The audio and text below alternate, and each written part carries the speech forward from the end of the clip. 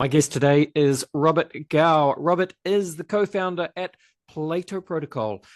Plato is a protocol that rewards consumers who create and curate content around restaurants. We will learn all about this today. Welcome to the show, Robert. Hey, thanks for having me, Andy. It is a pleasure. Let's do what we do at the beginning of the show, Robert. It'd be cool if you could please introduce yourself. Love to hear a Sure. little bit of your personal, professional backstory, what you've been doing in the lead up to co-founding Plato Protocol. Sure. Yeah, I would say I started out my career as a mobile consumer engineer. I started out building a lot of sort of BlackBerry apps, actually back when BlackBerry was, very popular. I would say my first startup was building kind of Find My iPhone, but for BlackBerry back in 2008, where we bootstrapped and later on was able to get acquired. And that was a fun, stressful, but very meaningful experience, I would say. And I think after that, we did another mobile startup. As me and my co-founder, we did a Uber for valet parking in New York City, and this was about circa 2014. Raised a little bit of money from VCs, and ultimately, it was a really hard business to run because we have hundreds of people running around New York City trying to pick up cars, and the software was just this is the easy part. We took a break from startup, and I would say in spring of 2021, we had the idea for Plato, given that my uncle used to own a restaurant and we were trying to help him drive foot traffic into his restaurant in North Jersey. And that's what the genesis for Plato. But yeah, that's kind of me in a nutshell. So Awesome. Thank you, Robert. All right. Well, I guess we should switch to Plato then. So give us let's kind of start with a high level overview of what Plato is, what is the vision, what are you trying to do here? yeah, so like I said before, when we started Plato, the mission is really to drive people in-person dining because in-person dining is a much higher margin than, let's say, delivery through Uber Eats or Just Eats of the world. And so that was the mission that we started out, and it still is. But I think when we started building 2 years ago until now, something called ChatGPT happened. And so in that sort of realm of the new paradigm shift that we currently live in, we actually realize that the activity that we're asking our user to do, which is checking out a physical restaurant, which is kind of like Foursquare back in the day, but you actually have to validate your check-in with a proof of purchase. And so this is kind of, we realize that unique data set that we're collecting from our user, which again, in turn, driving foot traffic into restaurant, we've realized that this is actually very valuable. And I can get into kind of what we're doing with some of these things, but really when I look at a dining experience for any user around the world, it's, sort of discovery of restaurant, reserving potentially, at the restaurant, and then ultimately payment. And I think what Plato is, our mission is to really unify that experience instead of very segmented. You go to, Google Maps, then you're brought to Open Table, and then you go to the restaurant, you scan a QR code, which takes you to another place. And then ultimately you're paying with some POS system that's charging the restaurant like 6 to 8% for the transaction. So, really that integrated user experience for both users and the restaurant. So that's really like our overall vision and what we want to build for the user. Yeah, fantastic. And I guess to give us a sense of how this works in terms of locations, I imagine you're kind of Sure. starting, well, yeah, go for it. Yeah, no, actually, we kind of flipped the script, right? So Yep. most people think about like, oh, I have to go get the restaurant first. So one of our competitors called Blackbird, they're only in New York. I mean, they raised $35 million and they have about 30, I think 50 restaurants in New York City. We support 15 million restaurants around the world. You as a user can pick it up, whether you're in Taipei, Taiwan, whether you're in Jakarta, Indonesia, or in Paris or in New York City. You can use our app to eat and earn our rewards. And I can get into a little bit of what people earn, but that's really our approach and how we're leveraging Web3 to get people involved. So How many restaurants did you say there, Robert? 15 million So tell me restaurants. how that works then. Just explain how that makes sense because are you dealing with all those restaurants or is the model is slightly different? It's Explain. like, yeah, no, for sure. So, over the last course of a year, we've, physically worked with restaurant owner, about 35 different restaurant owners across the world. And the first question, they ask is, hey, if Plato want me as a restaurant to, promote my dishes or promote my new location, how many eyeballs are there?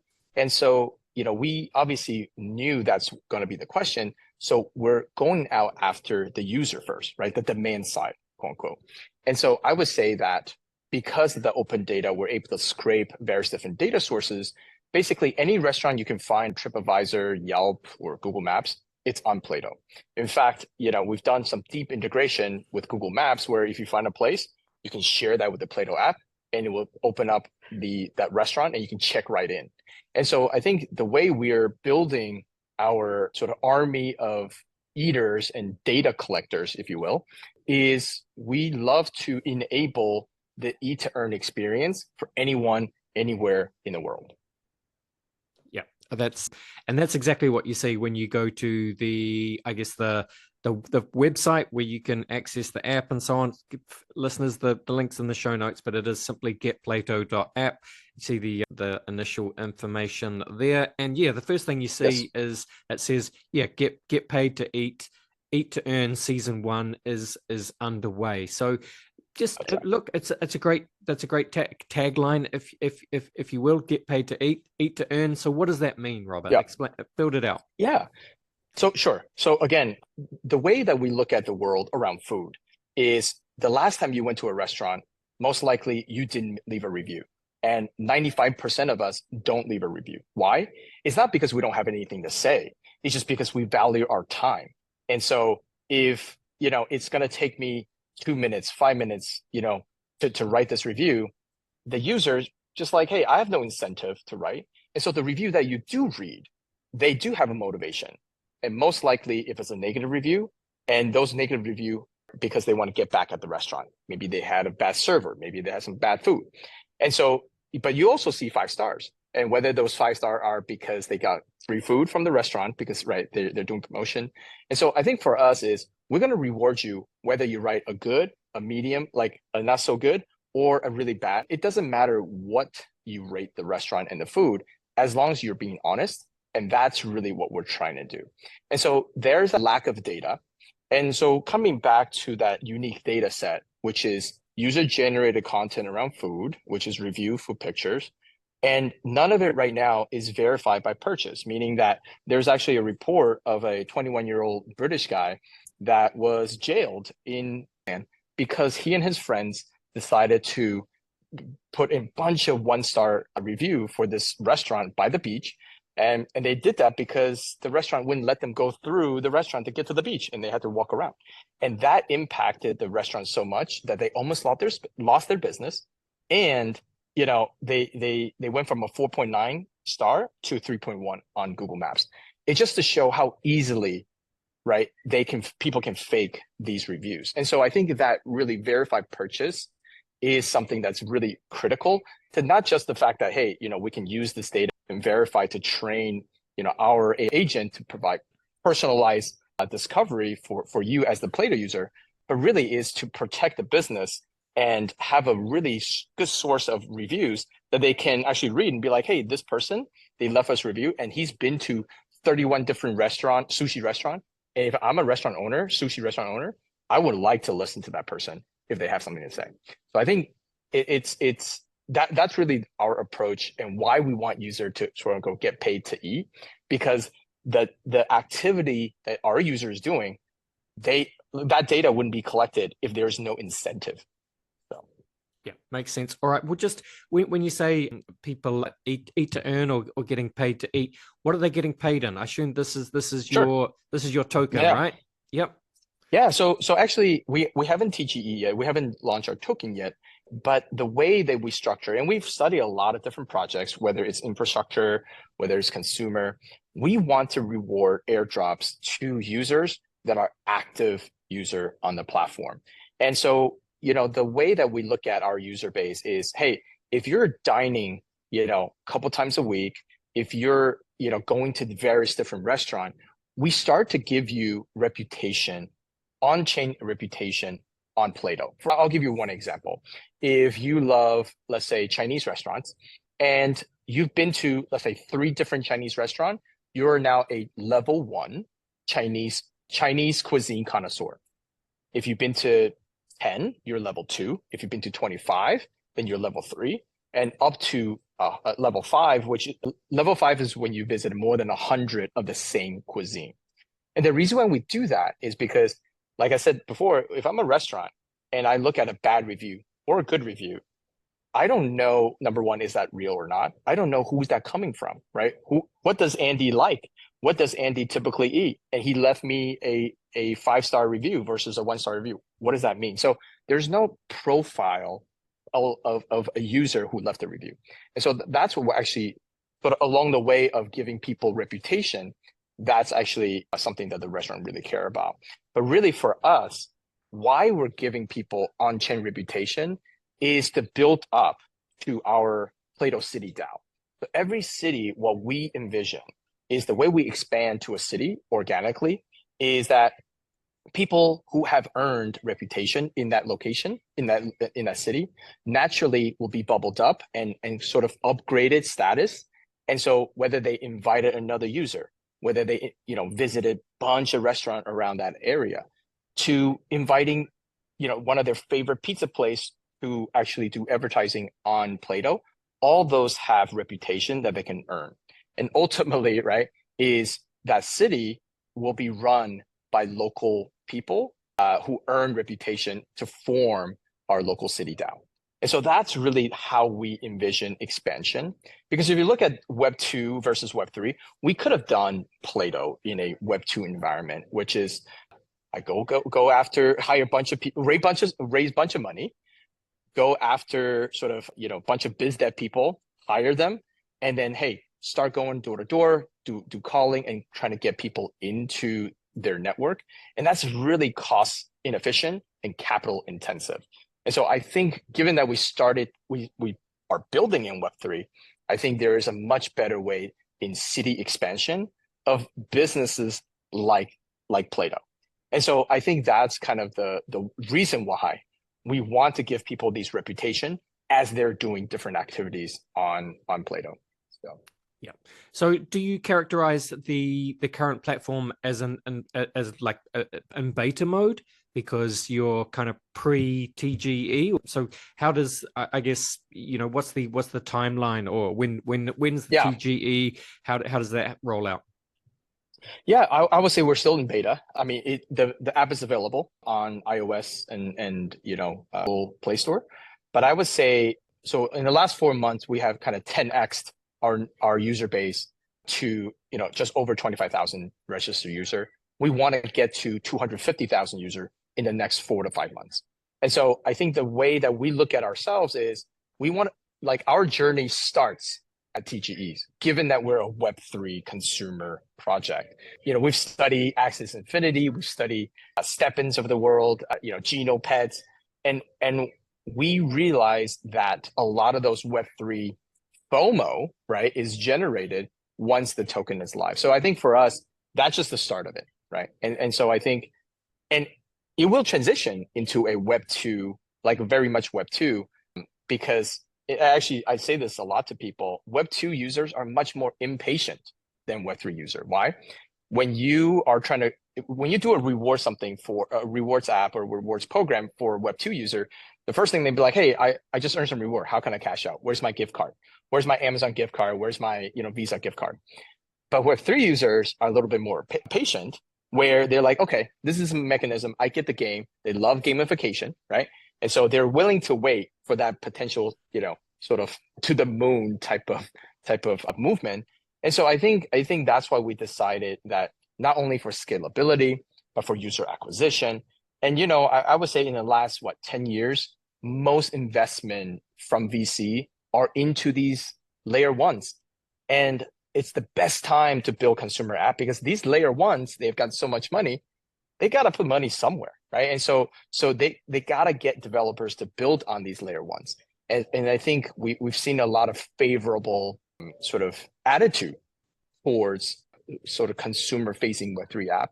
And so long story short, I think where we are in the game, we're still in beta. We're looking toward TGE towards the end of the year, like a lot of projects. But I think some of the really positive things that has happened is we were able to be picked by Coinlist as part of their 2024 seed program, which basically it's not guarantee a token launch, but it sets us up for it. And so I think there's a couple of activations that we're going to do with them and lead up to our TGE. So. Yeah, very nice. And look, I really can see the potential of what you guys are doing, something like this, Robert. Like a couple of things, I guess. You talk about Google reviewers. I don't do it so much now, but I have at one time. I used to do restaurant Google reviews just because when you get a nice experience, you want to give something back. And if you're a Google Map user, you start to rely on other people's reviews, and so eventually you're like, well, I want to give back and help other people as well. So it makes sense from that perspective. And you talk about the the gamification style. People in Web3, everyone loves gamification. So if you start, and it becomes addictive. So the key is once you get users into your system, as long as the system is fun and sexy and gamified and easy, then it does become addictive, and people, you're giving them the rewards, and it just, the flywheel begins to take off, right? Yes, for sure. And I think, I would say that, because we did a lot of user interview upfront, why do people use Yelp, right, in the US? Why do people use Google Maps?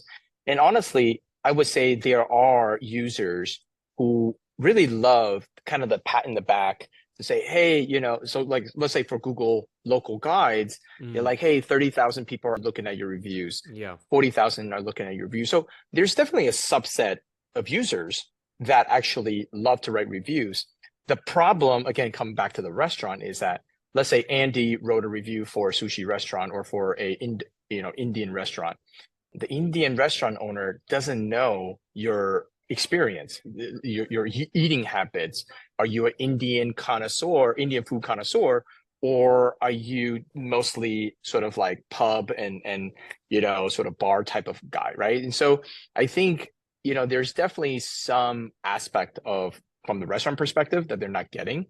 But to the degree of other users reading other users' review on Google Maps, I would just say that, like I said, it's a very small set of people that understands the importance of writing reviews and give back, kind of like what you said. And I think that's why people need a little nudge. And I think that's why we're seeing some product market fit in certain markets where they say, hey, I love the gamification. I was going to go to a restaurant anyway. Why not sort of doing a little eat to earn on Plato? And so I think that's where we're starting to see some product market fit, especially with our season 1. We sell a season 1 pass, which boosts your earnings. And we're seeing pretty good conversion rate, like a 30% conversion rate around our season pass, which again, we will always love to be higher, but 30%, I think, isn't bad. So given it's our first season. One other part of the equation here that's really interesting, Robert, is, and you alluded to it in the beginning when you said something, it's the dine-in customer that is worth so much more for a restaurant in terms of the margins. And I'm sure it's the same, all over the world at the moment. The kind of, bricks and mortar businesses and restaurants are struggling because the foot traffic is just down compared to where it was pre-COVID, and it's come back a little, but it hasn't come back the same as it was. And of course, you got the rise of all the delivery apps and so on. It's just people are getting squeezed. So do you see this as something that can really help the food industry as well? Yeah, and I mean, I'll give you a perfect example. So one of the restaurants that we work with is based in New Jersey. It's called O'Connor's. They're a pub restaurant, and they're packed on the weekends. They're, but at the same time, Monday they're closed because there's nobody. Tuesday, Wednesday, and Thursday they're open, but the visits are anemic. And so what we've done for them is we did an activation late last year, where we have a table display where people can scan, to get our app. And then they get reminded to say, hey, by the way, come back on a Wednesday, because they have a buy one, get one, free burger, right? Buy a burger, get a free burger, which it's really hard for the restaurant to get the word out, even though they have plastered and things like that. And so I think what we're able to do is we converted 24% of people that visit on the weekend, and they actually come in on a Wednesday. And so we don't charge the restaurant until they get paid. And so we charge at a percentage of the receipt. And they're happy to do that because it's a bar and restaurant. They come in, they're not just going to get a burger, they're going to get a drink. And since it's a bar or restaurant, they're going to get a beer, get some seltzer, right? So any of those ancillary sort of orders, appetizer and all that, a lot of people don't do that. They don't order a drink when you do an Uber Eats and DoorDash. So again, that increase of 24% means so much to them because of the higher margin business that's in person. And it helps the waitress, it's the whole ecosystem around restaurant. It helps everybody. So yeah, absolutely. All right. Well, just for people listening and they want to look to try this out, Robert, yeah, what's the best place for them to go? Where should they go? What should they do? Plato, why should they have a look? Yeah, so they should have a look because one, it's something, eating is something you do anyway. Number two, you will help your local restaurant. You're going to get to connect it. So we haven't launched our social function. Our social function is going to help you figure out what people are eating around you, what other Plato users are eating around you, and also around the world. And so a lot of Web3 users, they're our subset of what we call the hardcore tester. They've seen some of the features that we're about to launch in the summer, where you can see what's people eating that's 50 miles from them, 10 miles from them, 5,000 miles from them. It gives them inspiration on what people are eating. And when they travel, they have an idea. So I think that socialify fun, because food is really social, right? So download so you could be part of the Eat to Earn, get some reputation. And you know what?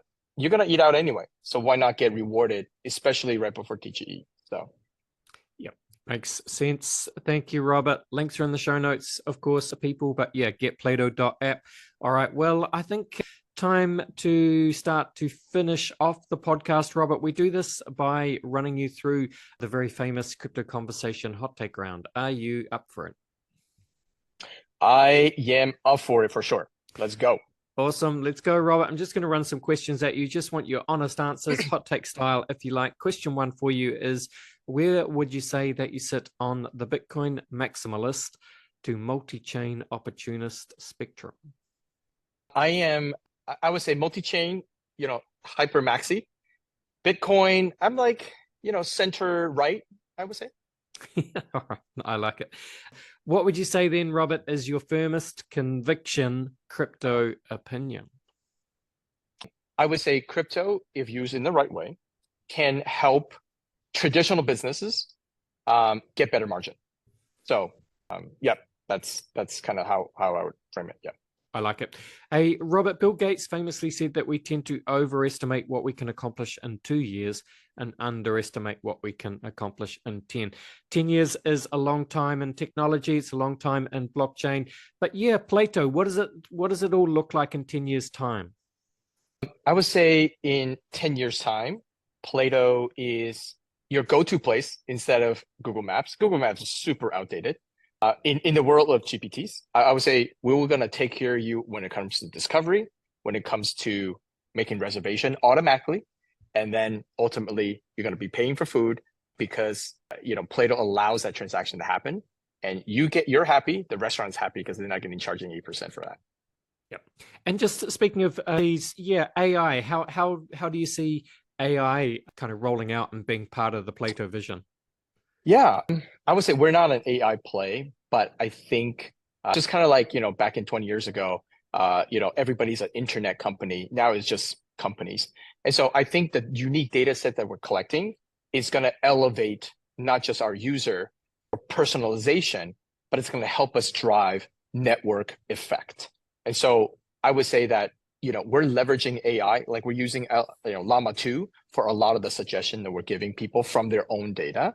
And I think that's going to continue because nobody's collecting purchase data with user-generated data around food. So that's kind of the way I see how AI is helping us and our user kind of get to that next level.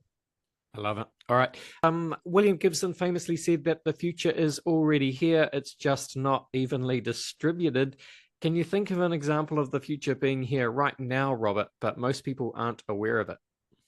Sure. Our AI connoisseur. So if you download our app, we have a feature called AI connoisseur, which basically, again, it's our first version, but you could kind of see the hint of what I just talked about, which is restaurant suggestion, discover to help you discover. And then, I would say before the end of the year, we can make a reservation for you just like that. So all you got to do is say, I'm having lunch with Andy tomorrow in London around 11. Give me some suggestion. And you pick one and say, great, we'll make a reservation for you and we'll ping you when it's done. That is the user experience that's going to be coming in a short month. Awesome. All right. That brings us nicely to our final question, Robert, which is, what is your favorite science fiction book, film, or TV show? Film, I would say Gattaca.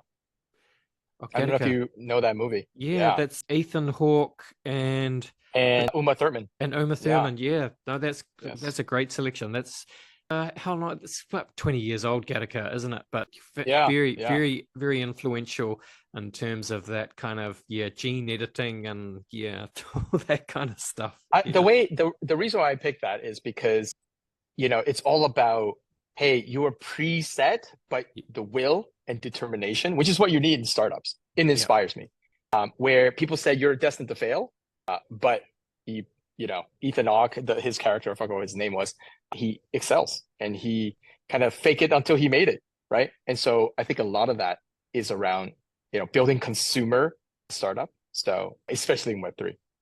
Yeah, amazing. Yeah, I'm just looking at the Wikipedia. Yeah, 1987. So the film draws on concerns over reproductive technologies that facilitate eugenics and the possible consequences of such technological developments for society. It's funny how all this, so many sci-fi films are slowly coming into tighter focus as technology evolves, isn't it? That's right. But yeah, thanks for having me, man.